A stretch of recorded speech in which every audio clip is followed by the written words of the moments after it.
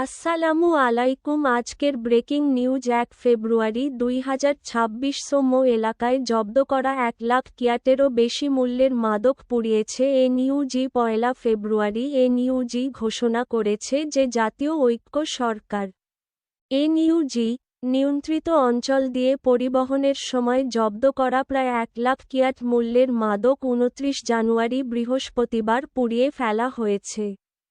পুড়িয়ে ফেলা ওষুধের মধ্যে রয়েছে এবিএসডিএফ কর্তৃক জব্দ করা 6545 প্যাকেট হেরোইন এবং people's defence force PDF battalion কর্তৃক জব্দ করা 4672,000 WOI মেথামফেটামিন ট্যাবলেট, যার মোট মূল্য প্রায় 10 বিলিয়ন কিয়াট।